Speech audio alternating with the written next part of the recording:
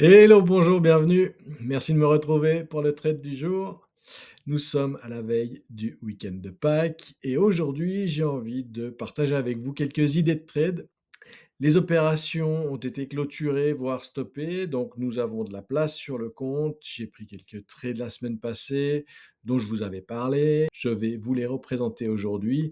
Aujourd'hui, je voulais vous parler évidemment de la campagne du S&P. Je voulais vous présenter ce que je ne vais pas faire pour l'instant sur Nvidia et sur le gold. Vous présenter également des opportunités sur le silver et sur le cuivre et sur les taux. Allez, on part directement sur les graphiques. Première opportunité que je vous présente aujourd'hui, je vous en ai parlé la semaine passée, je préférais attendre que les chiffres du CPI soient publiés. Donc la volatilité est toujours bien présente, mais je pense que sur les bonds, nous avons une opportunité d'un short Iron Condor.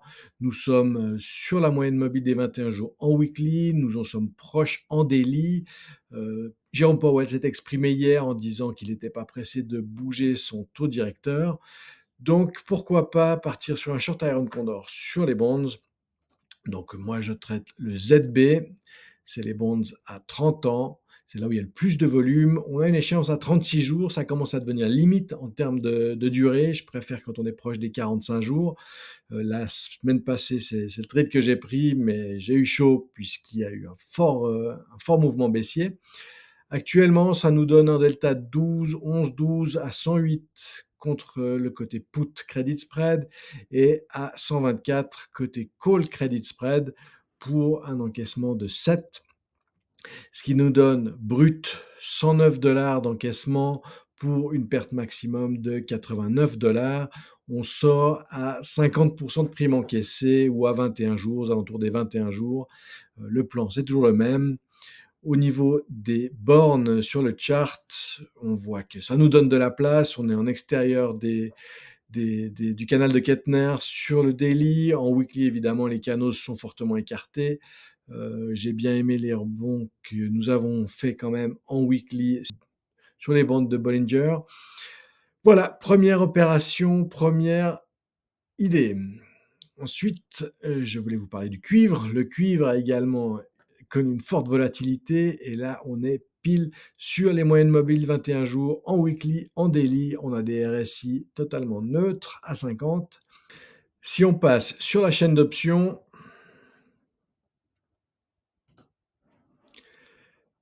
HG, c'est le symbole du cuivre. Nous avons une échéance à 40 jours.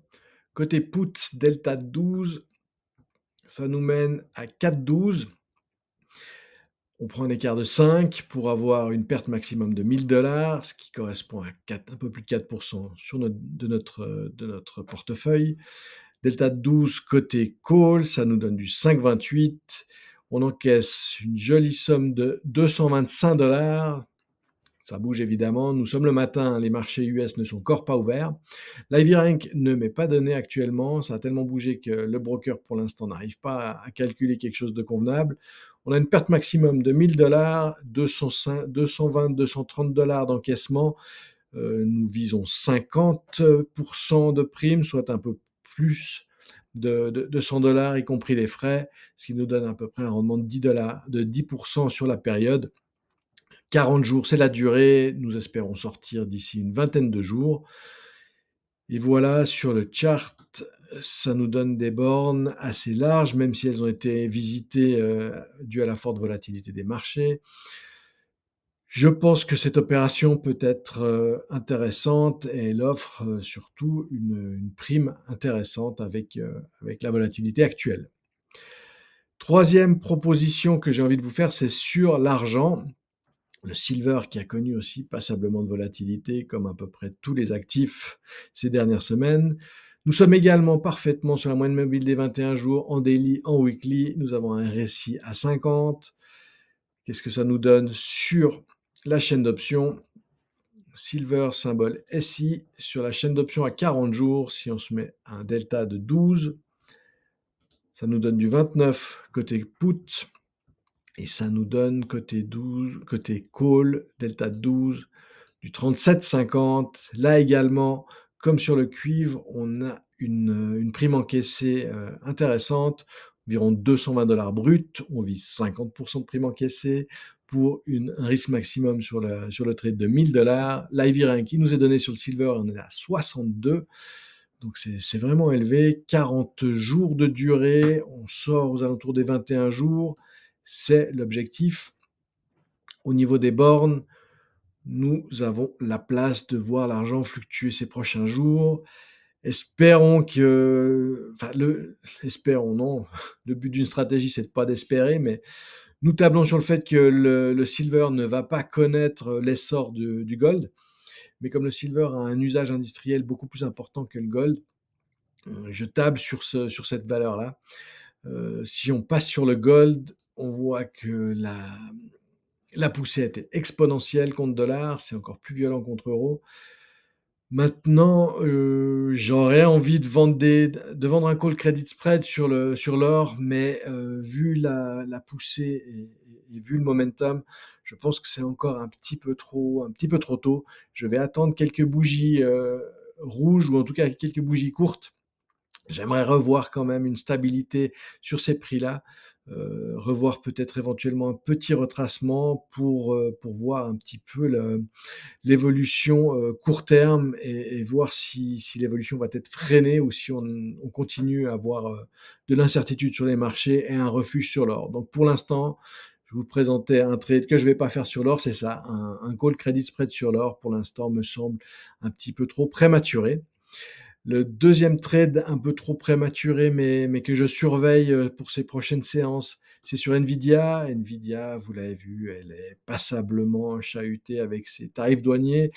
Elle a connu un joli gap baissier hier. Ça offre, à mon avis, un potentiel pour un put credit spread, donc un trade plutôt bullish, voire neutre.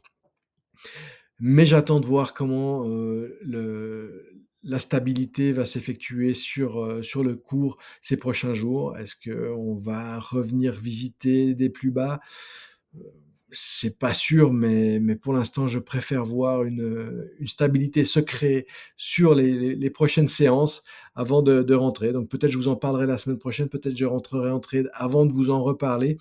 Mais en tout cas, c'est une valeur que je surveille puisque Nvidia, si on prend la chaîne d'options, est là, ces résultats qui seront publiés plus tard dans le mois. Les résultats seront publiés voilà, le 28 mai. Donc on a une échéance de 36 jours qui nous permettrait un put credit spread aux alentours de 84, soit de 50 $ de prime encaissée pour 450 $ de perte maximum avec toujours un delta de 11-12. Attention, là, ce sont des prix de clôture d'hier, donc ça n'a pas vraiment d'intérêt puisque nous n'avons pas les market makers qui sont actifs dessus. Ce que je voulais vous montrer peut-être qui est intéressant, c'est que là, c'est 450 $. On sait que les positions que nous aimons bien prendre avec notre capital de 20 000 sont à peu près de 4%. Donc il y a deux possibilités. Soit on augmente la quantité, donc 100 $ pour 900 $, ou soit l'autre possibilité, c'est qu'on écarte les spreads. Donc on prend un spread de 5, mais on pourrait écarter avec un spread de 10. Donc sur 74, on prend un spread de 10, donc ça nous donne 82 pour une perte maximum de 910. Voilà, il y a une petite subtilité, soit on écarte les spreads, soit on multiplie par 2. J'aime mieux multiplier par 2 parce que le profit est plus important et lorsqu'on fait un spread, il faut savoir que le risque, il est côté short put et le short put reste le même puisque le short put reste à 84. Donc c'est une petite subtilité. En règle générale, si vous faites du naked short put, c'est-à-dire que vous ne couvrez pas cette position, vous allez, si vous souhaitez prendre plus de risques, plutôt augmenter le delta plutôt que de doubler la position, parce que là, vous allez clairement doubler le risque. Tandis que quand vous faites du spread, le choix est le vôtre entre l'écart de prime ou l'écart de spread ou la position augmentée. Mais le risque n'augmente pas, contrairement au fait que si vous êtes en naked, le risque va doubler évidemment. Voilà pour la petite parenthèse, pour un trade que je ne prends pas pour l'instant, mais je pense que c'était intéressant d'avoir un petit point de vue, sur cette prise de risque et sur, l'anticipation du risque par rapport à la prise de position, soit en augmentant ou soit en écartant les spreads. Au niveau de, au niveau des indices américains, et on va prendre le S&P, nous avons effectivement une hésitation, une consolidation, une volatilité importante. Voilà, je voulais encore vous parler du S&P, effectivement, la campagne, à mon avis, peut être intéressante de recommencer. Alors, on s'est fait stopper sur la campagne, évidemment, avec les forts mouvements, mais sur un risque de 1000 par opération, nous risquions, finalement de perdre 300. Et là, à 43 jours, vu que les news importantes de la semaine sont derrière, je pense qu'il peut être intéressant de rentrer en position à 4675. Delta de 12, on encaisse à peu près 2 $ sur une perte maximum de 1150 $. Sur la campagne, je propose maintenant plutôt de sortir à 80% puisque les dernières semaines ne sont pas très rentables en termes de θ. Peut-être une opportunité intéressante. En tout cas, je pense qu'actuellement, vu l'incertitude et vu la consolidation, pourquoi pas se placer à 4675, qui me semble bien éloigné des plus bas visités récemment. Si on prend sur le chart, les plus bas étaient aux alentours de 4800. Voilà, je pense que la campagne peut être intéressante à être reprise progressivement en fonction de l'évolution. N'oublions pas qu'actuellement, nous évoluons en daily en dessous de la moyenne mobile des 200 jours.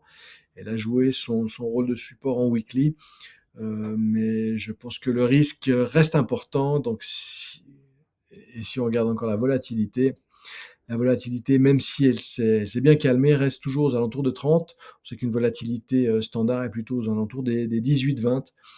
Donc les incertitudes pèsent encore, mais je voulais vous proposer aussi des trades et d'une certaine prise de risque, puisque si on veut surperformer, ou en tout cas si on veut performer, si on veut créer du rendement, il faut savoir s'exposer et il faut savoir le faire avec une certaine retenue dans ces marchés volatiles qui offrent beaucoup d'incertitudes.